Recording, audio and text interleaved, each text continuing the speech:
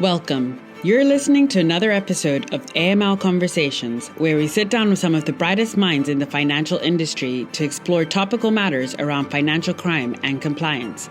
We hope you enjoy this discussion, and please be sure to subscribe for more. You were kind enough to help us on a program earlier this year on wildlife trafficking, and obviously you have a wide breadth of experience.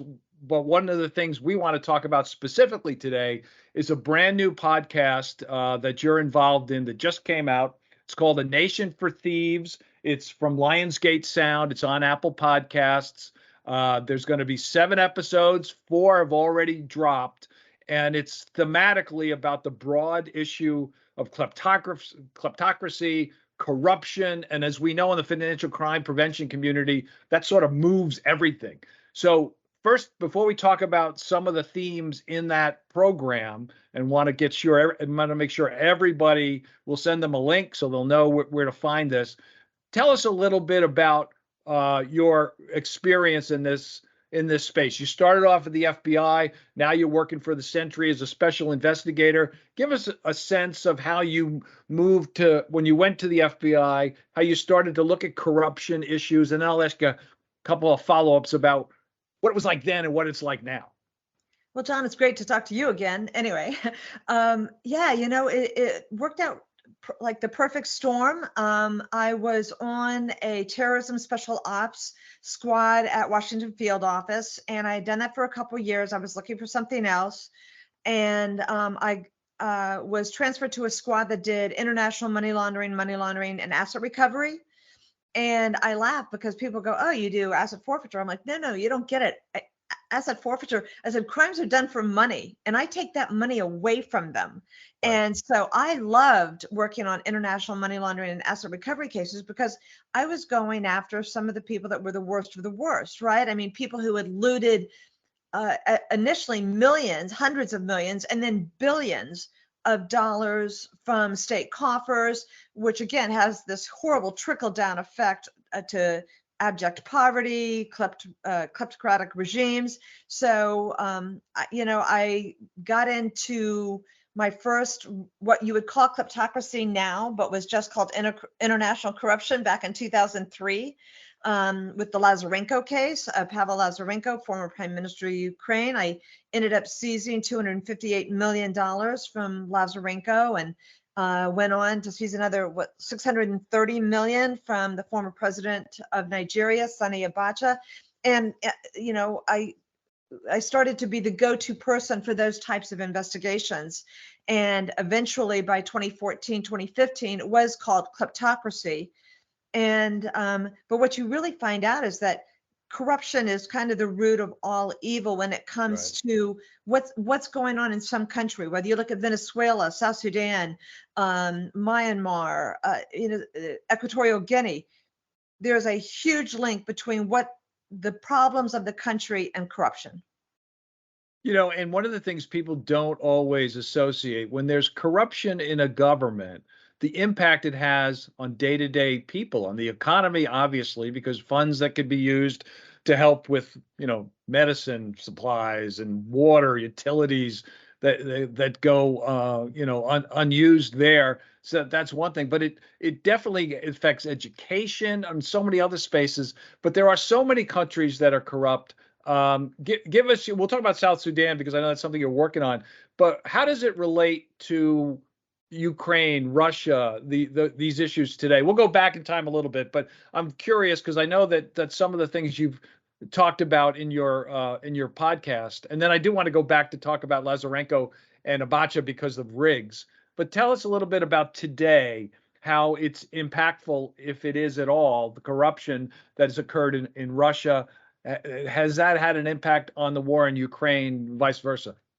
Absolutely. What so many people don't realize is that when Yanukovych, former Ukrainian President Yanukovych, fled at the end of in 2014, while he was in office, he literally looted $40 billion out of the Ukrainian budget, right? I honestly consider it the financial rape of a country, because what that did is it weakened their military.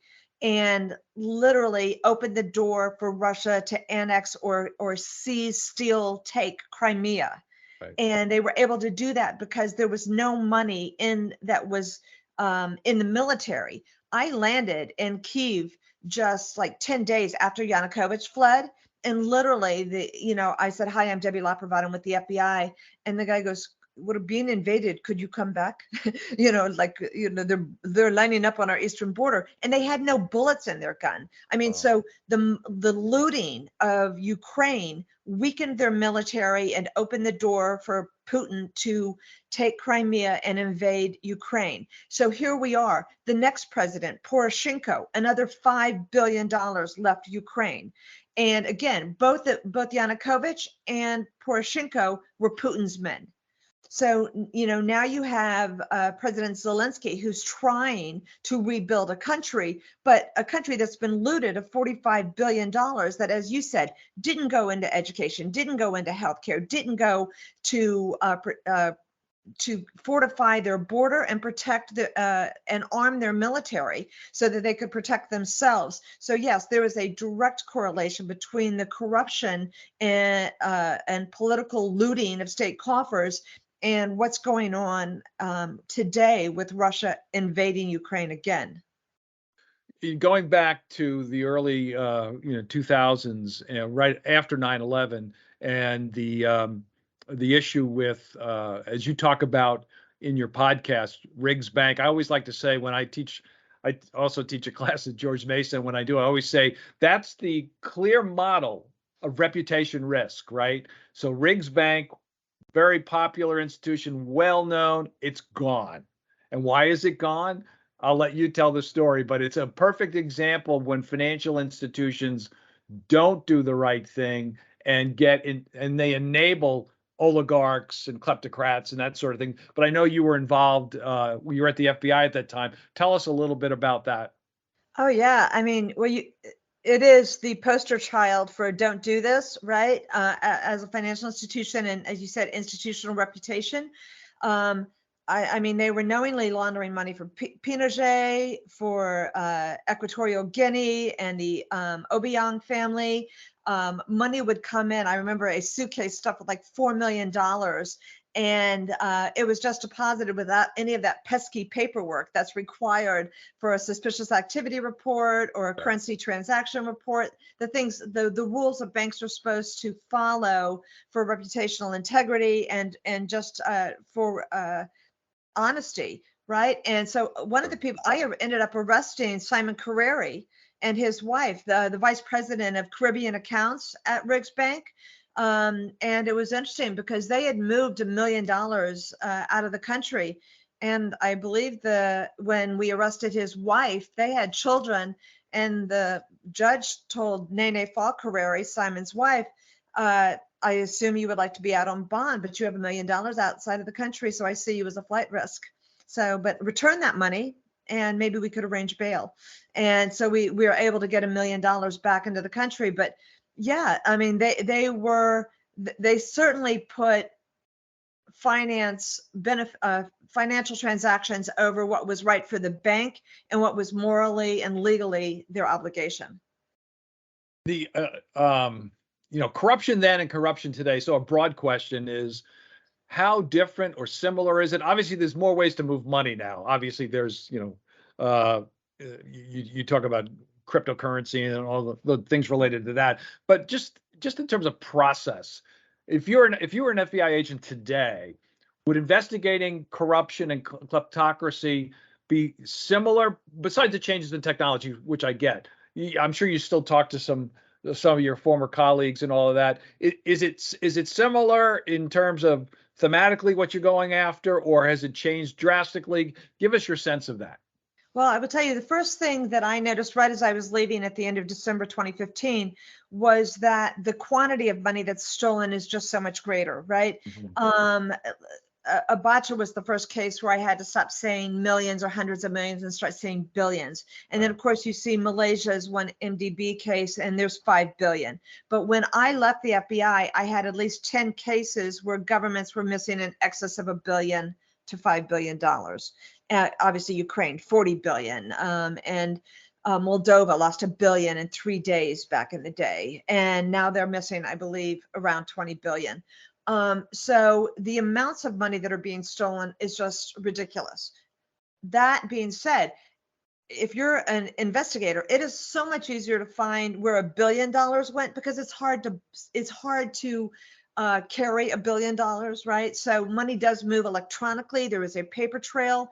Also, you buy crazy stuff. You buy the yacht, you buy the villa, you buy an aircraft. Well, I can seize a yacht. I can seize an aircraft. And the FBI has actually been very successful at seizing cryptocurrency. What I will remind people is that the average corrupt leader is over 50 years old, right? And so they don't like cryptocurrency. They want, I laugh. When I was in Ukraine after Yanukovych fled, I said, people want portable gold. What you find is that the average kleptocrat is over 50. They've been in office for longer than a decade, sometimes 2 decades. And what they want is they want gold, diamonds. After Yanukovych fled, there was a headline in Ukraine that said, if this is what he left behind.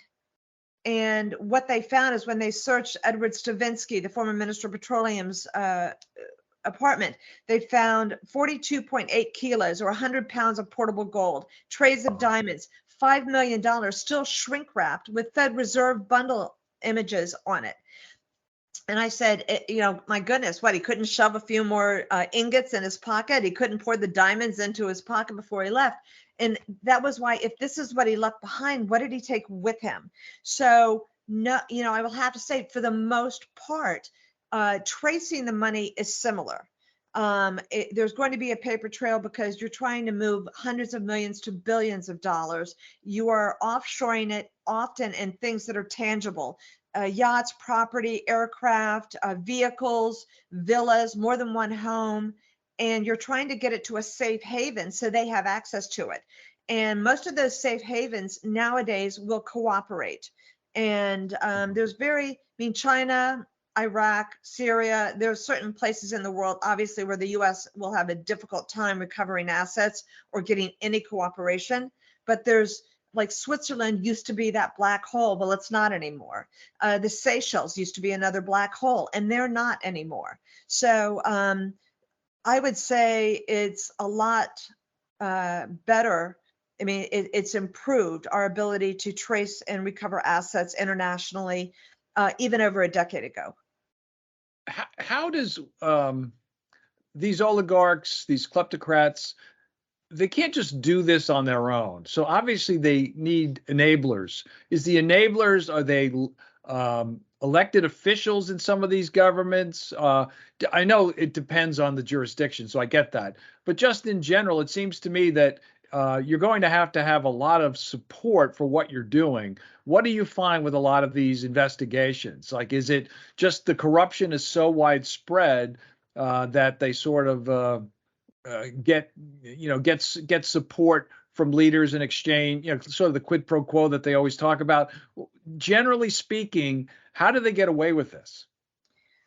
Well, in a kleptocratic regime, they surround themselves with yes people, right? People that are loyal to them, and people who are benefiting from that kleptocratic regime. So they're involved and they're protecting themselves as well as, and that's their cash cow. So that's how it happens so successfully within a regime, whether it's South Sudan, whether it's Equatorial Guinea, whether it's Venezuela. The political and military elites have the power. The power gives them access to the money, and they utilize all of their assets to stay in power and keep access to that money. Internationally, you still have bankers, that are willing to doctor records to hide the source of the money. I was looking at illicit gold being processed at a refinery in Africa, and I was looking at money coming out of the Congo. But while I was looking at those records, I saw money coming in from Venezuela, but through Aruba. I'm like, well, Aruba doesn't have gold, right? So where's the gold that's coming from Aruba to Venezuela coming from? Well, to Africa. It was coming from Venezuela. So I turned that information over to the FBI, because it's like, if you're looking for Maduro's money, some of it, well, this is how it's being processed. So a lot of the same dirty culprits are using the same mechanisms, the same group of enablers. There's the Enablers Act that is before the Senate right now in the United States, where the U.S. is trying to shore up some of those loopholes that we had for financial managers, hedge funds, investment financiers. And so, hopefully that will pass very soon. But it's the people who make money off of these people, and they will certainly often put greed over doing the right thing. Yeah, I share your views on the Enablers Act, and don't share your optimism it's going to make it through. But I think there's always been gaps in our laws, obviously, right? Investment advisors, as you mentioned, and others. Going back to the podcast, one of your episodes focuses, it's called The Most Corrupt Country in the World, which obviously there's so many countries that are corrupt. It focuses on Nigeria. Talk a little bit about the themes in that episode, but also I know you wanted to mention, you already talked about South Sudan a few times, about the problems there. Give us a little taste of what you're going to be covering in the podcast on those jurisdictions. Yeah, well, Nigeria, has had such a history of corruption. And I mean, you just go back, but Goodluck Jonathan was president while I was investigating. Very corrupt regime. And Buhari, who replaced President Buhari, who replaced him, said, our country has been looted and we're going to go after it. Yet he never went after Goodluck Jonathan. I assume because he wanted a smooth transition of power. But I happen to have been brought in years earlier, and they said, Debbie, could you go after Sani Abacha's money? And Abacha was president in the 90s. And this is what we talk about in the podcast, A Nation For Thieves. But here's a individual who was a military leader, who had a coup in the country, became president, and in his short tenure as president, looted the country of $5 billion. And you think, oh my gosh, what good could have been done in the late 90s and into the early 2000s with $5 billion? Education, infant mortality, Ebola, fighting Boko Haram, all of this money that could have gone to strengthening their military to be used against terrorist extremists. All of this could have been done had $5 billion not been looted from that country. And Abacha is a great case example, though, because not only did the U.S., Switzerland and other countries come in and say, I think Switzerland found at least 750 million in Swiss bank accounts. I was able to trace another 630 million of Abacha's money. And we did, working with the government of Nigeria, work on ways to return that money, so there's full transparency and it doesn't disappear again. I'd say that Nigeria has been much better at fighting corruption under President Buhari, but it still has a long way to go. Right now, South Sudan, for the last 2 years, has been deemed the most corrupt country in the world. And, we consider it a violent kleptocracy because their military, their national security service is actually used not only to oppress any opposition, to oppress investigative journalists or people fighting for anti-corruption, but their militaries are used against their civilian population. 400,000 people have died in the country in the last decade, and like 4.3 million people are displaced in the country. And so I've investigated those people profiting from rape as a tool of war, the amount of money that has been looted out of state coffers. So right now, I mean, when you're the most corrupt country in the world, as per TI's Transparency International's Perceived Corruption Index, but then you look, my gosh, you're beating out Venezuela, Syria, China, Russia. I mean, the bottom 10, those countries really need to be the focus of anti-corruption activities. You mentioned the funds can't be used for things like fighting terrorism. Leads me to a broader question, and that is, what's the connection between kleptocracy and terrorists? Are there some jurisdictions in which they're working together? I mean, the obvious answer you already gave, and that is you can't use money to fight terrorism because it's going in the pockets of these oligarchs or what have you.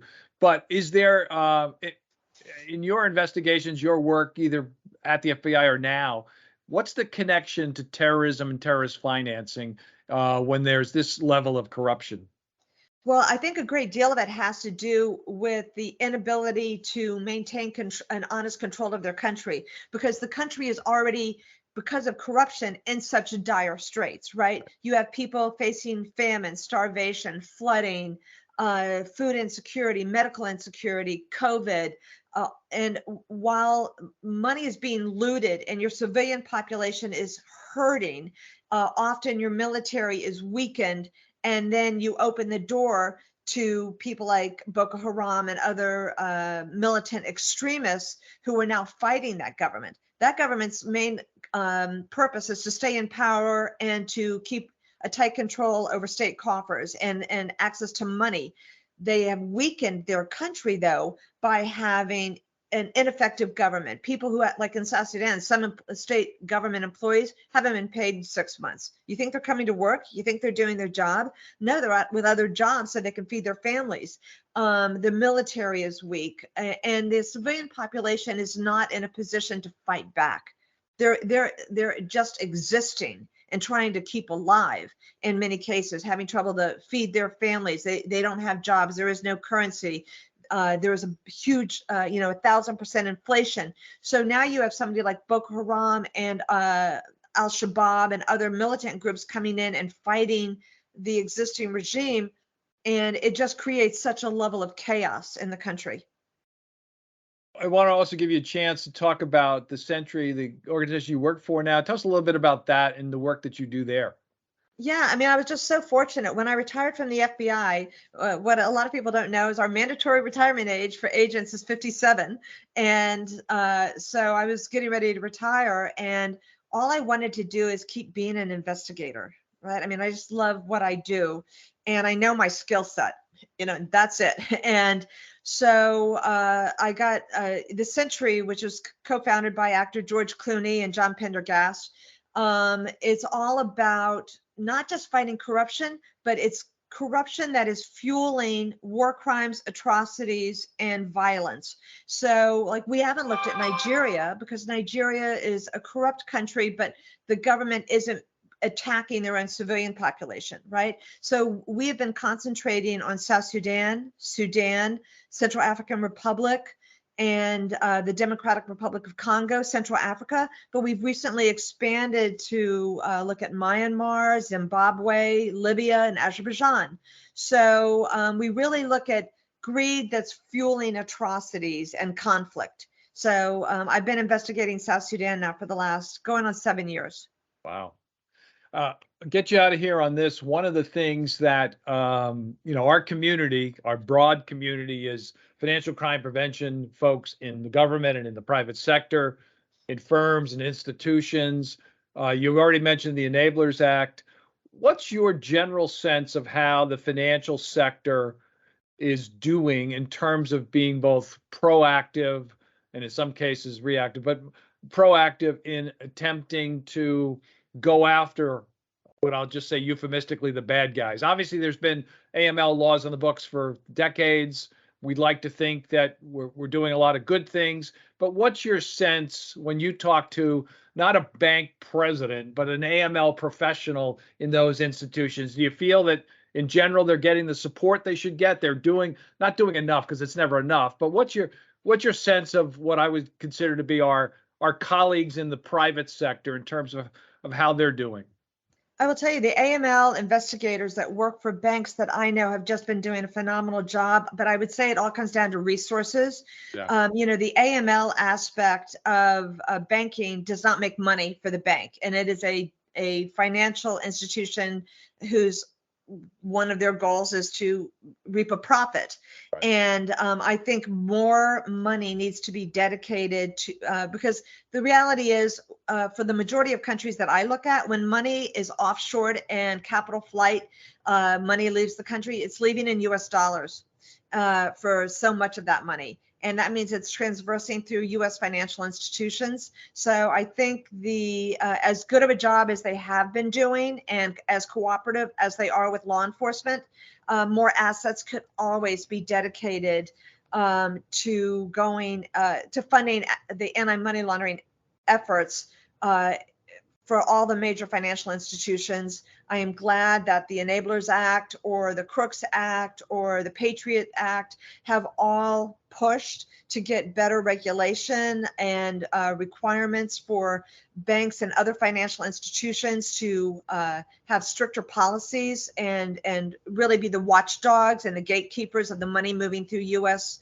Banks. I will say again, on our podcast, A Nation for Thieves, we really try to get information out there and let everybody know. Like, I mean, I could ask 100 people, what is kleptocracy? And they won't know. And I'm hoping after listening to the podcast, they will know. And they'll not only know what kleptocracy is, they'll understand how it impacts the entire globe. Well, Debra, A Nation for Thieves, it's on Apple Podcasts. There'll be 7 episodes. They drop every Tuesday. So when we're recording this, the 5th one's not dropped yet. Having listened to a few of them, I haven't been through all of them yet, but I'm very excited to go through the entire list, because I do think we only get better when we get additional information. And, the AML professionals may generally know what this is about. And you are also, we talked about legislation. One of the things that came out of the AML law, the AMLA law from last year, from 2021, is a new list of priorities from the government. And one of the priorities is corruption. So I think bankers knew that before, but you've given us really great insight, and the program will give you even greater insight into the impact and all that goes into doing these investigations. So I want to thank you so much for taking the time. Again, remind folks, A Nation for Thieves. You can get that now. We'll put that out with the link of this conversation. But thanks for taking some time today. I really, really appreciate it. Thanks, John. Thanks for listening to another episode of AML Conversations, brought to you by AML RightSource.